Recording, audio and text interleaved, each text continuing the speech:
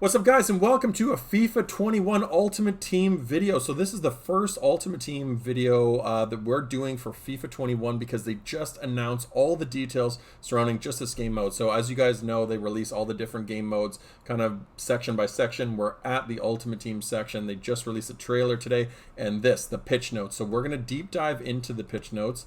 There you go, deep dive. We're going to deep dive, take a look at them, really dissect them, break them down. I'm going to try to make this video quicker. I did this actually once before earlier today, and then when I was looking at it, it was like 53 minutes. I was like, that was way too long. So I'm going to try to do this a little bit quicker than I did last time because I was just spending too much time really breaking this down and dissecting stuff and just kind of ranting and raving, which I tend to do. So yeah, like I'm not going to go through the actual video itself because the video to me is just kind of marketing fluff, a lot of stuff with Mbappe and showing people, getting them all excited with guys playing at home and Trent Alexander-Arnold, Mbappe and stuff like that, and it's just me talking over a video. So let's go through the actual pitch notes because that's really what the crux of the game is going to be about. So I'd rather spend most of our time kind of breaking that down. So as we start off, the major thing that they've really talked about was FUT co-op. Now, I'm going to try to look at all the positives and the negatives. I'm quite skeptical generally, as you guys may or may not know, but I'm going to try to take a positive approach to this. I don't want to just like jump down their throats and just like crap on the game early on here because it hasn't even been released yet. So I'm going to try to look at the good stuff, but there is going to be some stuff that's a little concerning for me that I'm going to have to address in this video. The first one is going to be that the FUT co-op to me is the really big feature this year. We'll get to this later on, but I'm more concerned that there were bigger issues that were hindering the enjoyment levels that I had for FIFA 21. I think FIFA 20 that a lot of the community would probably reiterate as well. Like they would probably say things like there wasn't enough to do, the game modes weren't spectacular, and there's still too much of a focus on just getting rewards driven game modes. Which is where almost 99% of your time was, right? It wasn't about playing and having fun. It was just all skill-based matchmaking game modes like FUT Champs and Division Rivals. And I worry that when I see this, the FUT co-op is like the main thing, that they haven't really addressed the biggest issues with the game. So with that being said, let's kind of put that off to the side. We've kind of caveated with that. The FUT co-op is an interesting one. Now, obviously, this technology is not that innovative. I think incorporating it into Ultimate Team is cool and new because I love playing against my friends. I love playing with my friends as well as playing against them. But it's a very social thing, and that's one of the things that they put in their marketing campaign surrounding the release of this. Is it's the most social FIFA ever. Can't disagree with that. FUT co-op is going to allow you to play with friends. Again, not to sound pessimistic, but my only issue with it is I'm probably not playing most of my games with a friend. I would say 95% of it, even with co-op enabled in almost every game mode, 95% of my games are going to be played single-handedly. You have to have a friend who's available at that time, who's willing to play, who wants to play that same game mode, who wants to use your team or you want to use their team. There's a lot of factors, and it's, I've got a lot of friends that I play or that I have online, and I don't play with them that much. So people that I'm friends with outside of this, they're not just like gaming friends and whatever, but it's hard to sync people's schedules up, especially as you start getting older. If you're a content creator, it's easy, right? You see a lot of like big content creators are going and doing these pro club things. That's because they play the game 14 hours a day, or they play it whatever they play it, but this is their job. For me, it's not a job. So for me to come on at like 6 o'clock or 7 o'clock Eastern or whatever after work, whenever I'm done, to come back and expect other people to be online and want to play at that exact time that I'm online, that creates enough barriers. There's a lot of things that would prevent me from playing a lot of co-op. Not to say that I'll never use this. It's a nice addition, but it's not the biggest thing. It's not the thing that I'm most concerned with. It's a cool addition. I like having that ability. I like being able to just easily add on a friend, but I don't think it's really that concerning. I like the implementation that they've done with it. Whoever creates the lobby are using their squads, whatever team they want, and then you can just quickly add somebody else in. And you can also do it with squad battles, division rivals, and online friendlies. So that's nice that they've just put it all into these game modes, and they're just like, hey, quickly add a friend in this, and next thing you know, you two are playing seamlessly in some online stuff. Co-op squad battles and division rivals. The squad battles, I would be shocked if anybody really does it, to be totally honest with you. I think I think squad battles in general is kind of boring. You really just do it to complete objectives. I used to do it for fitness, but that's no longer going to be an issue, excuse me. Stumbling over my words there, but it's no longer going to be an issue because they're taking fitness cards out of the game, which we'll get to. But, squad battles really just served no purpose. It just was the fact that you'd go in there and use it to keep your main team fit, or you'd go in there to complete objectives or get some free packs. But squad battles is not a fun mode, and I sure as heck don't want to be doing it with a friend. It's nice to have as an option, but I would assume that most people are not playing squad battles with a friend. Division rivals, I think, is where you'll see most of that action come in. People will be playing division rivals with friends. They'll be jumping into whatever division they are, and you're playing at the division of the higher rated player. So if I'm a Division 5 player and I'm playing with a Division 9, unfortunately that Division 9 guy is going to have to come in and play a Division 5 opponent. I do like this option that allows you to play solo or co-op opponents, or just solo. To me, I've never been concerned about playing co-op. When I see that additional person come on, if anything, it makes it more interesting. It's kind of more fun. It's very challenging to do co-op, or to even play like LAN with your friend and have two people, because really you're just drawing players out of position, and especially defensively, FIFA's been so overpowered in terms of like computer defensive stats being like just so much of how to defend in FIFA is just letting the computer defend for you. So to have two players having to control players, if you're really good, you can kill it. But if you're terrible, you're just drawing two guys out of position, and it becomes very easy to play against. So co-op is fun, but it can also be very dangerous, especially if you're playing for rewards. So I don't have any issue playing with co-op, if anything, or playing against co-op. I have no problem with it, but I like the fact that if you're flustered by it and you don't want to play with people and you have a different opinion than I do, there is that option to play solo. Co-op friendlies,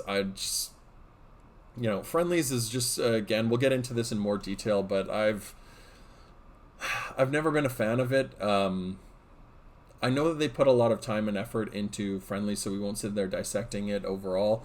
We'll talk about that later, but friendlies is just not a game mode that I really want to play. But I guess with some of the additions that they've made to friendlies, it's kind of cool to have the ability to do it with a friend. So more game modes where you can play co-op, the better, but not something that's going to be a deal breaker for me getting or not getting the game.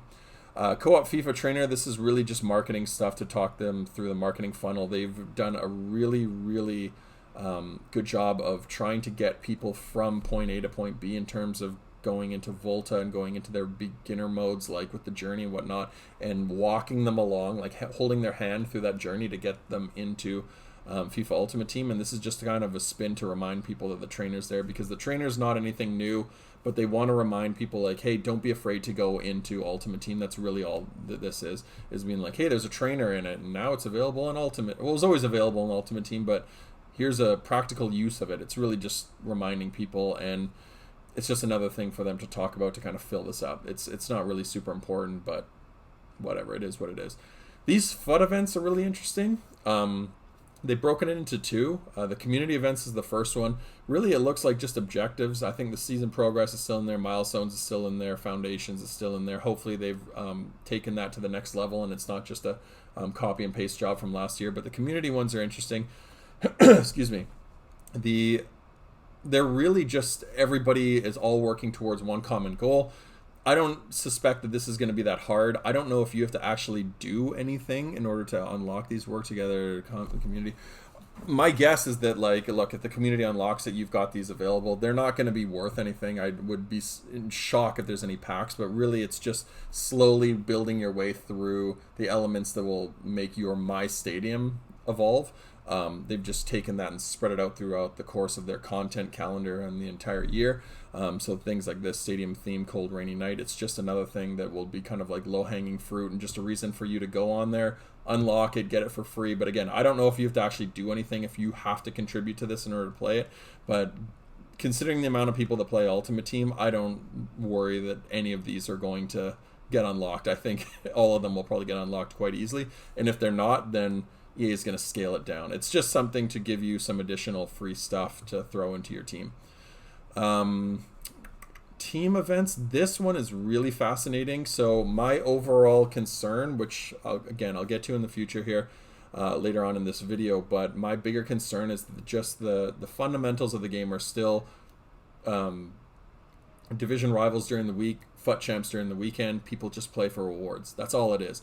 This one is going to be interesting in the sense that even though I have literally no interest in playing this at all, Team Haaland, Team João Felix, you pick whichever side you want to play on. It's whatever side's got the highest average XP gets the reward. What worried me the most about this is when they're talking about the rewards, they're saying here, at the end of the competition, the winning team will be rewarded with new customization items to show off your allegiance, coins, or packs. So if they have things like mega packs, I worry that this type of stuff is going to get manipulated by the community. Anytime you give these guys the ability to abuse something or have rewards in it, people will find loopholes, they'll find ways to cheat, they'll create subreddits, they'll go on Twitter, they'll be like, this is the team that's winning. So EA better be very careful with this. So one of two things will happen. One, the rewards will be worth it and people will figure out ways to abuse it. Or two, nobody will play it because they have absolutely no interest in it and it's just a gimmick more than anything. And I'm sorry, I'm not trying to be a hater on this, but this doesn't solve the issue, or not the issue, that's not what I'm saying. This doesn't appeal to the fundamental basics of what makes Ultimate Team great, which is build your team and play with them and try to be the best you can be. That's really what Ultimate Team is. So to have these type of gimmicky things in there, I don't think are really...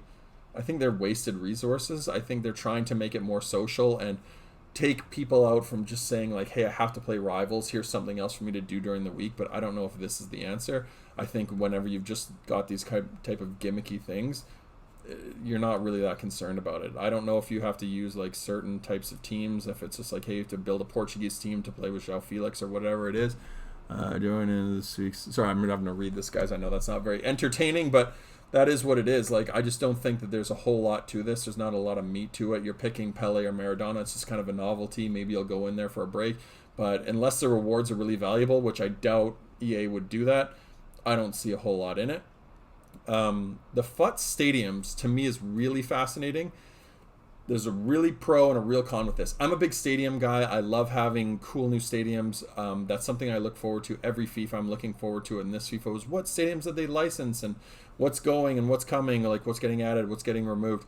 The My Stadium is going to be fascinating. I'm hoping that you can still put your stadium in there. I think it could be Anfield, Signal Iduna, or one of the amazing licensed stadiums. So you can still use those stadiums. Those are probably going to be what I'm going to use. The biggest issue with stadiums is the shadows. There's almost half, if not more than half, have like ridiculously bad shadows that were just way too harsh and they were unusable. Like the Veltins Arena, even the San Siro, like those stadiums were unusable. I have a gaming monitor and I can't even play with them because they were such a harsh contrast. They were just mind-numbing to play. There's a reason that people use the FIFA Interactive World Cup because there's no shadows in it and it's just generic, same camera. They can do whatever they want. But it's really sad because a lot of these stadiums are very cool. They spend a lot of time building them out, designing them. People want to use their favorite team stadium, but you can't because the shadows were so horrible. So I'm more concerned that was the addition that they are going to address, or the biggest issue that they're going to address with stadiums is making every stadium usable. I think this is a really cool feature. I like the idea of anything that's customizable. My concern with this is from all of these images that I'm seeing, sorry, I don't know why those ones aren't loading, every image we're seeing, the stadiums really look very similar when you break it down. I am concerned that what they're doing is they start you off with this stadium right here. It's a single tier stadium, and then you slowly build your way as the year goes on, and by the end of it, we all just have the same stadium. There's some stuff you can customize, but in terms of building it, that you're only building that one stadium, and we're all going to have the same one with just a few personalized options around it. But overall, there's not a whole lot of variety in it. Now, the thing that makes me question that is the fact that I'm looking at this stuff, and the stuff that's changing looks like it's all like the tifos and certain elements around it, but the overall structure of the stadium, to have a true stadium creator, is going to be very, very time consuming, and I doubt they did that, right? Like every picture you're seeing has this big flat side, 3-tiered stadium, right? So there's the first tier, and then the second one was the one that looked like the Emirates, and then by the end of it, as the year goes on, you're slowly building your way up, and everyone's working towards building that kind of interactive World Cup stadium. That's really all it is, right? Like, you're not seeing variety in any of these images. The only thing that makes me maybe doubt that is because this was probably done on very early builds and they didn't have the variety, but you'd think that they would want to showcase variety if this is what this is all about. But I have a very strong feeling that it's just one stadium and we're all just working towards it. So it's kind of lame in that sense. But look, I don't want to sound negative about it. I like the idea of building your own stadium, customizing it however you can. I think these are really cool features that you can pick the color of the seats. You can change these small little items like the trophies, especially stuff like this. You know, if you actually can accomplish certain things, like if you're a FIFA Pro player, I think it would be cool to have some of your like interactive World Cup trophies around the stadium. Now, obviously that's a very small segment, but you guys get where I'm going with that. I really don't want to see you know, this just shows you all the areas that you can do it. I don't really want to see this type of stuff. Like, I'm not concerned with like gimmicky FUT birthday or a witch's cauldron or the jack-o'-lanterns because it's Halloween. Like, I don't really care that much about that stuff. I don't think it's terrible. I think it's kind of funny. People like to have some silly stuff, but I'm more interested in having stuff that I've accomplished on the field, right? It's not just like gimmicky garbage throughout promos. I'm more concerned about like, hey, if I won a certain tournament, here's the trophy and I can display it around the field. I think that's more important to me than, but that's just me, right? That's just me. That's just my take on it. But that's what this video is. This is my take on this. So, you know, gold goat statue, silver goat statue. I think those are nice touches. I'm not as concerned with these. They might add some like silly stuff around the arena, but I'm not really that, you know, personally interested in doing that type of stuff. What else do they have? As we talked about, you know, just building up your stadiums. I think there's going to be some cool new ones that go into it. They're adding stadium type of stuff for the customization to a lot of the packs this year. I'm also hoping that a lot of this stuff that they're adding in terms of customizable like trophies and stuff around the stadium gets added to if you're using a regular one. I have a feeling that it's probably only going to be on the My Stadium element, but let's say you wanted to play with Anfield and still wanted that trophy. Could you still do that?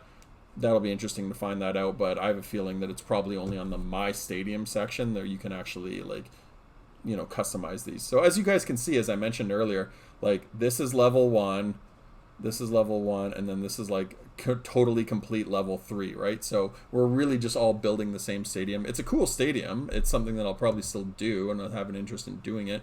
You can, you know, add whatever color elements you want, add the tifos and the team stadiums and the stadium themes.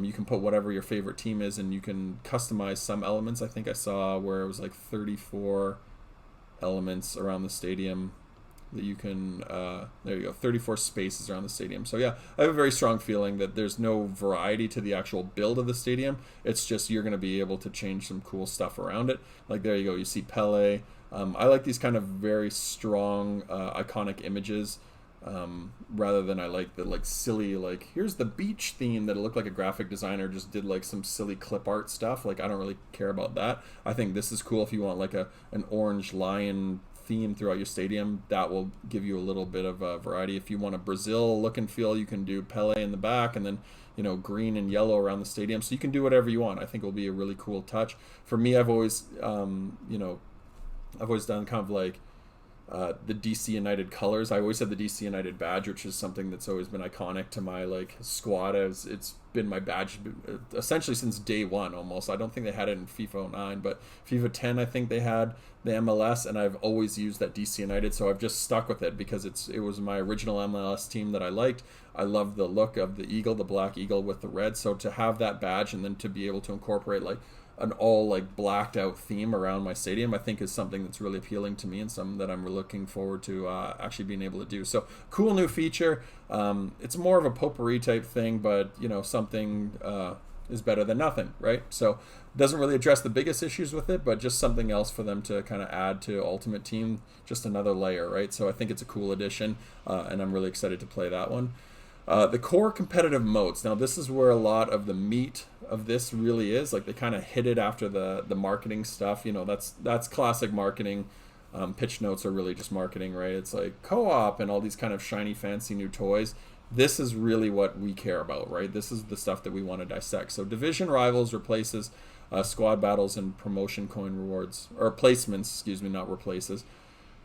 Division rivals placements through squad battles and promotion coin rewards. So basically what this is saying is, if you, again, with the marketing funnel, if you're a squad battles player, they want you playing online. So now you can use your squad battles like difficulty and results to show where you should be placed, and they're hoping to convert those guys from just playing squad battles, because I'm assuming there's a whole lot of people that are still kind of afraid of online or a little overwhelmed with the idea of playing online, so they're just playing squad battles. So get those guys into division rivals and get them playing online, because that's where they're going to want to build their team out and open up packs.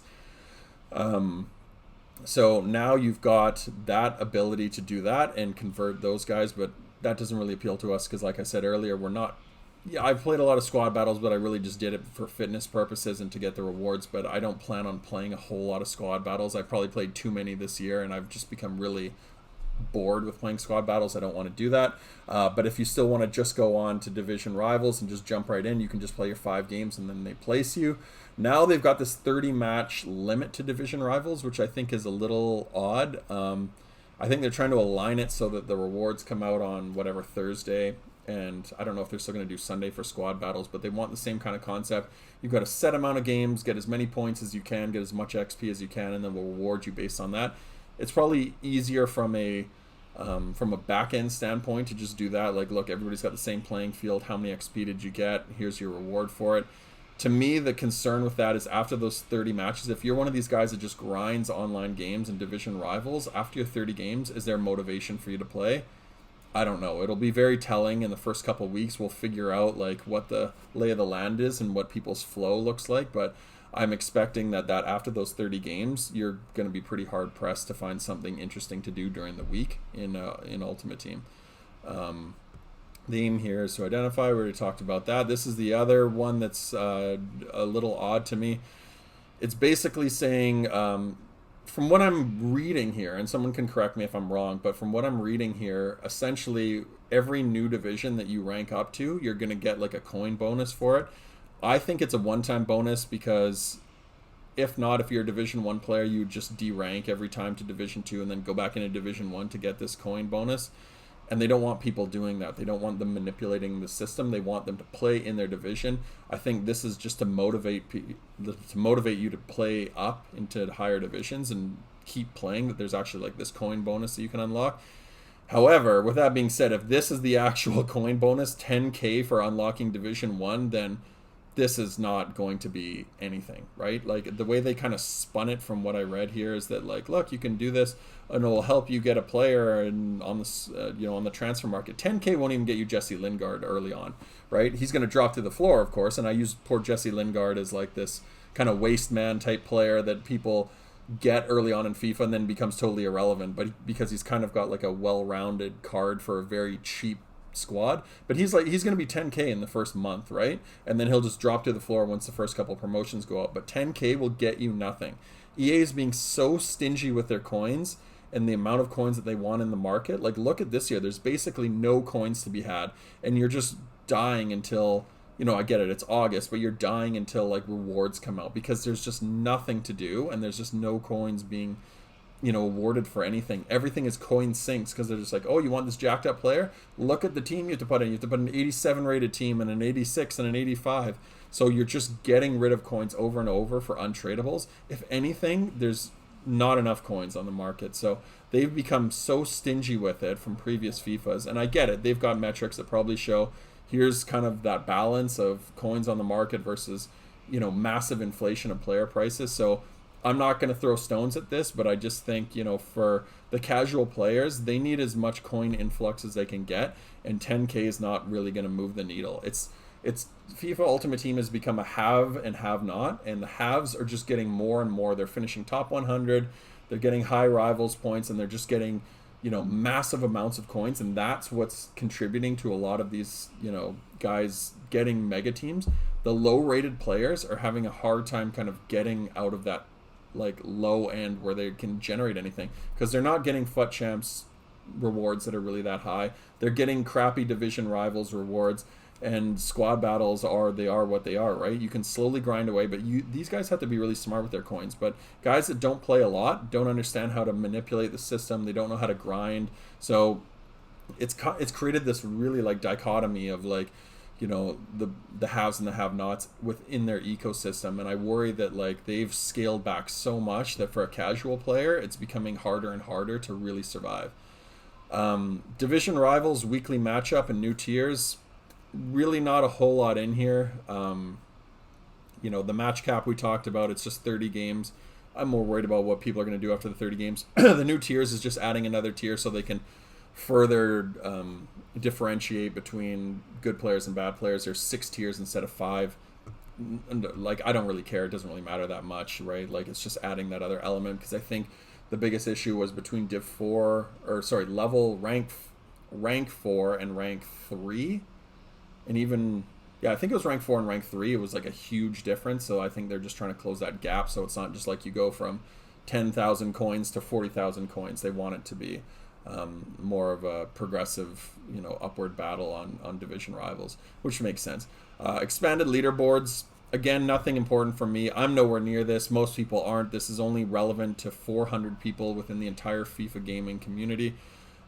Squad battles, you know, I don't know anybody that's in the top 100 squad battles. Good for you if you are, but you have to be playing a lot of squad battles, and you have to really like playing offline, because to me it's painful, and to like get into a top 100, I wouldn't want to do it. But you know, credit to anybody who's in that top 200. And then FUT Champs, this is really just relevant for those, you know, really high-end players that are kind of floating between top 100 and Elite 1. You know, again, I don't really know too many people. There's like some pros and, you know, some really high-end players that this might mean something to. But to me, the bigger issue is FUT Champs rewards.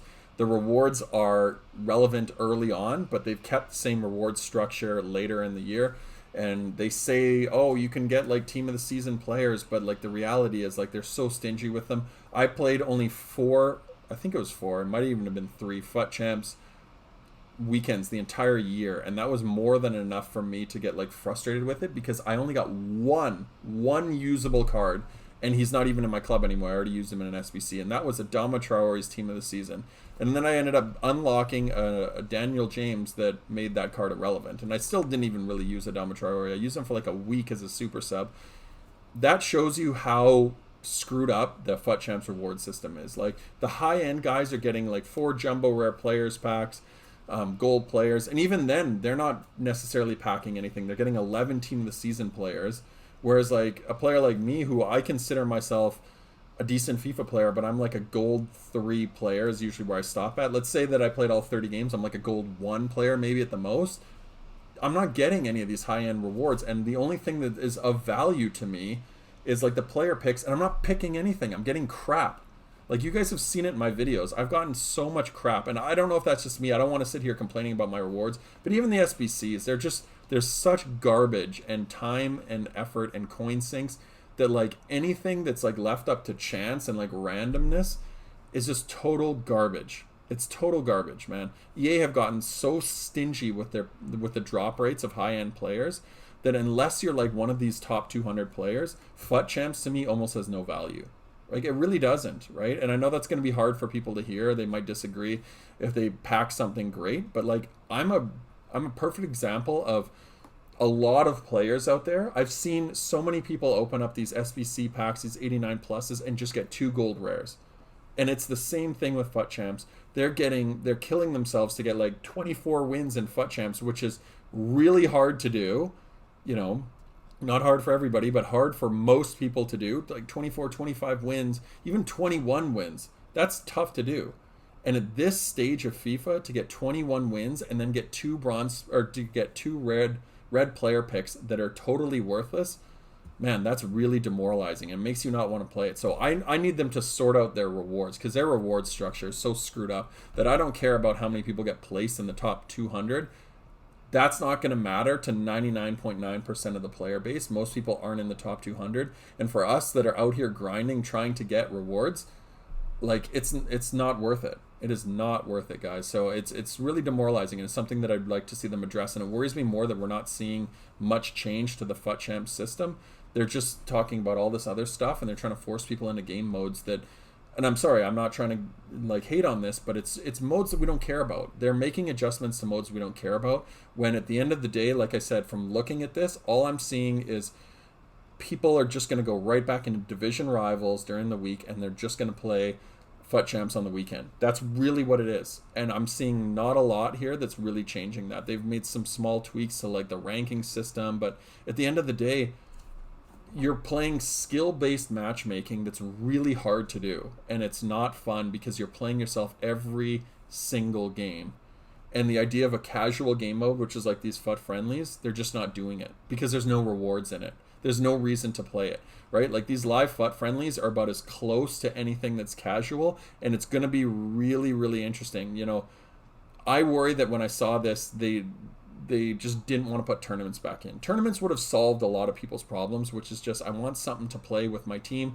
I don't want to worry about it being like I'm playing myself every single game, or I'm playing some freak that's dropping down rankings. I want to just play random people. That was where Ultimate Team was fun in the past. It was you just played random people. You just go in online singles, and who am I coming up against? You see variety. Some guys are good. Some guys are awesome. Some people are terrible. Some people are new. But there was just variety in it, and that's what tournaments was, and they got rid of it. And that's really all they need to bring back, in my opinion, to add a little bit of extra variety during the week to make us keep playing. And I'm hoping that this is it, but I'm more worried when I see this because I'm like, Silver Mystery Ball. Like, I'm more worried that they're going to force us into these game modes that I don't want to play. Like, I don't want to play swaps. I don't want to play Mystery Ball. You know, I don't want to play these game modes that are like novelty. I just want to take my team and I want to go in and just have fun playing with them, right? Classic Match technically does that, but people don't know about it and they don't do it because, and if they do know about it, they don't want to play it because you're not getting any reward for it. You can't do anything with this. None of the objectives really count towards it. You know, you're not getting prizes, you're not getting rewards, you're not getting anything for playing Classic Match. And Max Chemistry was one that I was really disappointed with because I actually thought that last year that was going to be the big one because that's like a workaround for their chemistry system that's so out of date, and they haven't touched it at all. Like, it's just, nobody goes in here. I've never seen a single person play it because, again, there's no rewards for it. So this could be really good depending on what the rewards they're going to have for it. Like, if it's a silver team that requires you to play a classic match, you might see some people jump in and try to do it to unlock whatever that reward is. But if the rewards are insignificant, which they probably will be, again, nobody's going to play this, right? Meaningful moments, not really a lot to this. The one thing, I sound like I'm a bit negative recently with some of the last points, but one of the things that I do like a lot is I've said this for a long time, you know, more cards, the better. I want to see as many special cards as possible, build these guys up, get these cards playing, you know, to their highest possible potential. So this is just another option. I don't think that they're going to be replacing Team of the Week. I'm hoping anyway. This might, but I'm really not expecting it to, or they probably would have addressed it. I think this is just another additional thing to look forward to during the week, that if like a guy can score a free kick, that they'll jack up that one stat. And really this is just showing people that their Team of the Week model is just very standard. Like, this guy had a good week.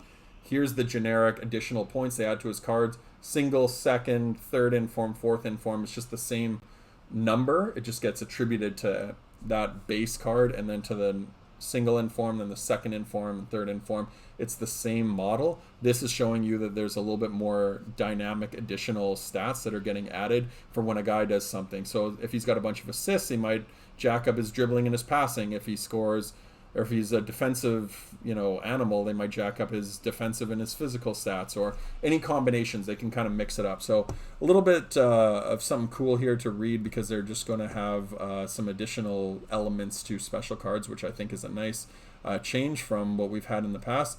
Updated game menus. I'm not even going to go through all of this, guys. There's not really a whole lot here. They've spun it in a way that makes it look like this is brand new and this is where all the cool new features are going to be, and this is stuff. This is really just EA's marketing materials. Companion app, download the companion app, play that so we can get our metrics up. This is really just news. They act like news is new, but news is not new. They've been filtering FIFA news into us for years and years and years, talking about promotions. Objectives has its own menu, but play, transfer, and store are all the same.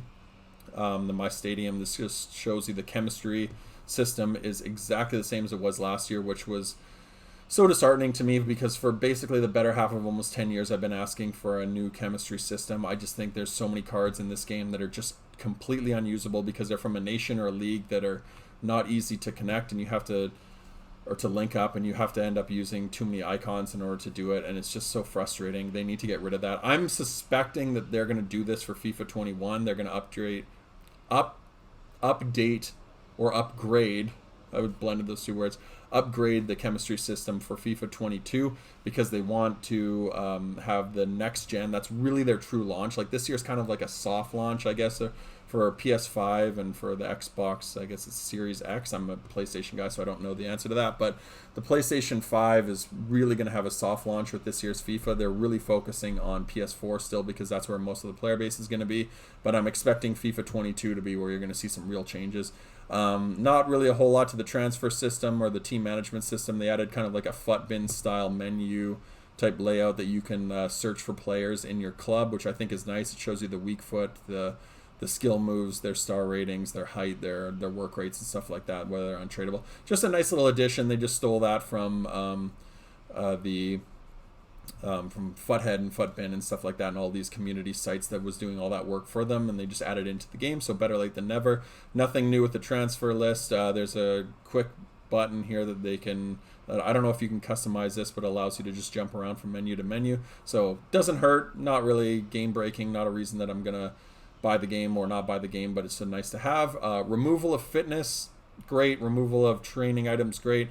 Fitness, the pros and cons of removing fitness. Pros is that it means that players like me that like to play a lot of FIFA, we're not having to worry about putting fitness on your players. I don't have to build a second team if I don't want to. In order to have a fitness team to take them offline and play with them, I can really just go in game after game after game, and my team has always got high fitness at the start of the new game. Also, they've gotten rid of a lot of that fodder, which is like the coaches, and it's basically just EA employees looking to get into the game. They got rid of all of that pack filler. However, they have filled it up with other pack filler, which is going to be a lot of the stadium themes and stuff like that for the clubs. But those will sell because people will want Manchester United and Real Madrid and Barcelona and whatnot. The downside with removing the fitness cards is for people that are menu grinders. So bronze pack method, for example, that's kind of like the holy grail is getting a squad fitness. That no longer is going to be in there. But look, guys that are bronze pack method guys, they're going to figure out a way to make money doing it because, you know, they're cheap and they like to grind the menus, right? So, you know, it is what it is. Pros and cons with it. I do like the fact that they basically have kept the injury cards in there, but they've removed like the health trainers and stuff like that. I think that's fine. I actually would like to see them increase the amount of injuries. There's hardly any, so I'm just stuck with countless amount of injury cards at the end of the year.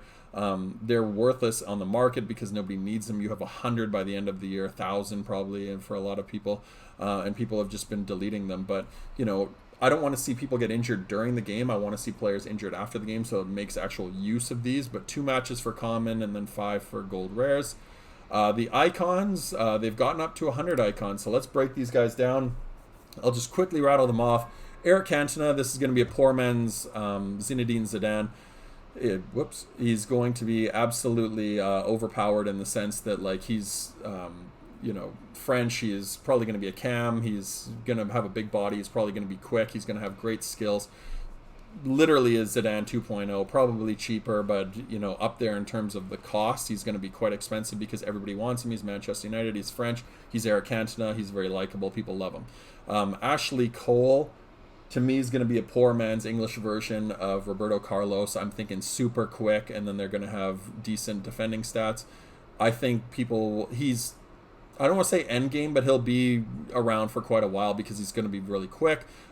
People are Arsenal fans, Chelsea fans, they're going to want him. I don't even remember if he played at Man City, but, Ashley Cole is going to be one of those guys that has played for 2 big clubs, and he's English, so he's going to link a lot of guys. I don't think there was any English wing backs after they took out Gary Lineker, so he'll be around for quite a while. He'll be very usable. Peter Cech, essentially Thibaut Courtois, just a big long body. He'll be very good for linking up teams, but same thing as Van der Sar. Van der Sar links, like hard links to a lot of like the Dutch center backs like De Ligt and Van Dijk. Czech doesn't have any Czech Republic players to really link to, so that's a knock against him, but people are going to remember him and they're going to like him. A lot of these guys are from kind of that 90s, early 2000s era, so like they're going after that demographic that are growing up playing this game rather than going after guys like myself that are kind of like late 80s, early 90s babies that really want to remember a lot of like the USA 94 and Italia 90 type of stars, right? Sammy Eto'o, Fernando Torres, both of these guys are going to be god tier, right? Sammy Eto'o is going to be absolutely rapid, great shooter. He's going to be end game. Fernando Torres, same thing I'm expecting. Very, very well-rounded card. And look, people love both of these guys, so they're going to be around forever. Philip Lahm, this guy's going to be probably more emotional than anything. I think he'll be very similar to Ashley Cole. German right back. There's not a lot of icon right backs, so that'll keep him relevant for a really long time. He also links up German defenses that don't really have a whole lot of really great right backs, so Philip Lahm is going to be really useful in that sense. However, I don't expect his stats to age really well. I expect him to be very similar to Javier Zanetti. Decent pace, decent defending, but by the end of the game, there's going to be like team of the season cards that will make this guy probably less relevant. Schweinsteiger, same thing. He's not going to be super quick. I worry that his pace is going to be the biggest deterrent of him. I think people will get him emotionally. He'll be expensive early on because they like Bastian Schweinsteiger. He's a very likable player. He's played for Manchester United. He played for Bayern Munich. A lot of people fans of those teams, but he's just not going to. He's not going to age that well because he's not going to be quick enough to be endgame. Puskas, I'm expecting him to be very similar to like a Kenny Dalglish. Very quick, amazing goal scorer, small, diminutive, like amazing player. And he's just going to have all the elements that you want for a really good striker. However, the fact that he's Hungarian will bring his price down eventually, but he'll be expensive for a while. There's an award named after him for the best goal scorer on the entire planet, or the best goal of the year, excuse me. So he's one of the best players in the history of football in terms of just pure goal scoring ability, so that will make his card probably very jacked up. Davor Šuker was in the game before. You guys can just reference his stats from like previous FIFAs. That'll probably be very similar to this. I think he'll link up Croatian teams. There's a lot more Croatian players that are relevant this stage in FIFA. People will love having him to be able to hybrid teams, especially because there are a lot of Croatian fans. There's a lot of Croatian players that are really good, and he'll be able to fit in them. However, his stats are not going to be great. So unless you're trying to hard link to a Croatian player, I don't think Davor Šuker is going to be super desirable. I view him as a more linkable version of Hristo Stoichkov. I keep saying Nemanja Matic, but it's Vidic. Vidic is one of those ones that everybody I saw online when they're asking, like guys who are asking content creators, who would you like to see in the icons? And so many people were mentioning Vidic because they remember like the prime of the Manchester United years. But like, let's be honest. Here's the way I gauge this. If you open up your Prime Icon or Prime Icon Moments pack and you saw Serbian flag center back Vidic come out, are you going to be happy?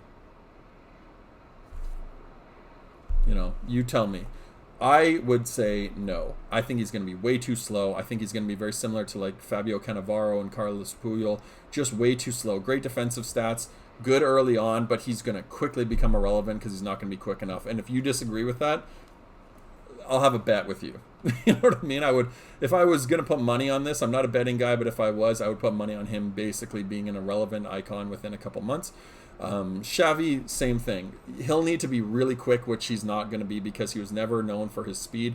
He's more of a playmaking midfielder. Just look at his cards throughout history. Like, he needed Team of the Year cards, and they were still not super expensive, right? He's not going to be quick enough. Unless they make him like 82 pace, he'll be good early on.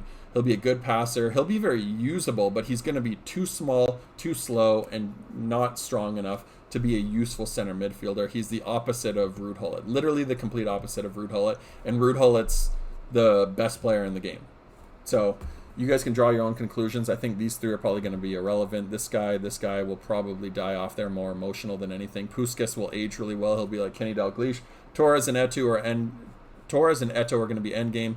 Ashley Cole will be relevant for a long time. Cantona will be endgame, and Peter Cech will be one of those guys that you'll see in the odd team here and there, but I don't think he'll age overly well. Next-gen consoles, not really a whole lot to dissect here. Really, if you buy the current gen, you get the next gen, which is only for digital downloads. And that's pretty much it. I mean, to wrap up in conclusion, my biggest issues with this are that FIFA Ultimate Team has not addressed the biggest issues, which are the game mode. People want to just build their team. They're going to play the game modes that pay out the best, and all of these other things are just potpourri. right? They can have the build a stadium, they can do all these things for longevity, those help. But in terms of these the game mode additions, I don't think any of them are going to take away from really what people want to play, which is just division rivals during the week, FUT champs during the weekend, and they haven't done enough to change it. So I think that is what it is. I'm concerned that this is just going to be FIFA 20.5, but I'm expecting big things for FIFA 21, but I've also been saying that for the last decade. So some good stuff. I'm still excited. I'm still going to play it. I'm still going to get it. I'm still going to have fun with FIFA 21. We'll do some really cool series. We'll have a lot of fun playing it, but at the end of the day, not enough here for me to get super excited about, but I appreciate the fact that they haven't given up and they're just taking a cut and paste game. They are still putting a lot of effort into the game. I just hope to see them kind of focus their talents on something that's really got some meat to it and not just like marketing gimmicky stuff that is going to get people into the game mode and then they're going to be out of it within a couple months. So that is my opinion on it, guys. I'd love to hear what you think down in the comments below. That is going to be the end of the video though, so I appreciate you sticking with me till the very end. Until next time, guys, take care. Peace.